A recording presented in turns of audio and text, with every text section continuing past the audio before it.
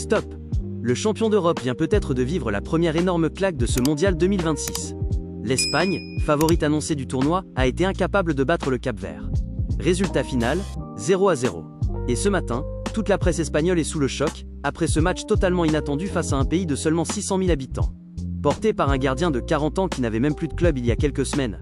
Bonjour à tous et bienvenue dans votre revue de presse sportive. Nous sommes le mardi 16 juin 2026, et cette Coupe du Monde commence déjà à casser toutes les certitudes. Forcément on démarre avec le séisme du jour, l'Espagne. Parce que les unes espagnoles sont extrêmement dures ce matin. Marca titre Petardazo, énorme explosion dans le mauvais sens du terme. AS parle carrément d'un chasco historico, une gifle historique. Mundo Deportivo résume le fiasco avec un jeu de mots assassin.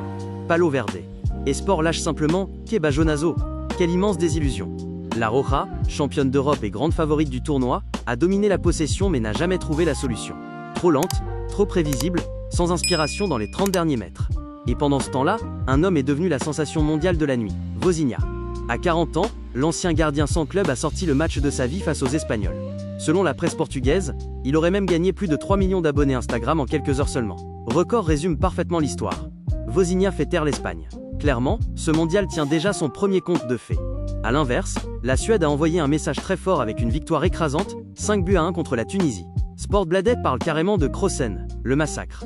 Les Scandinaves ont dominé du début à la fin avec une impression de maîtrise totale, au point que le journal norvégien VG estime déjà leurs chances de qualification à près de 95%.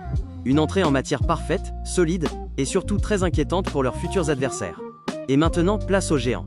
Parce que ce soir la France entre enfin dans sa Coupe du Monde face au Sénégal.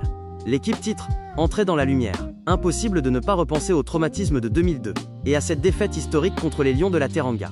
Cette fois les Bleus veulent écrire une autre histoire. Le Figaro annonce les Bleus partent à la conquête de l'Amérique, avec une attaque Mbappé-Dembélé-Olysée, qui impressionne déjà toute l'Europe. Mais attention, le Sénégal adore les grands rendez-vous, et ce match sent clairement le piège. Quelques heures plus tard, autre immense entrée en scène, l'Argentine de Lionel Messi contre l'Algérie. La Gazzetta dello Sport évoque la Sfida dei 10, le duel des numéros 10.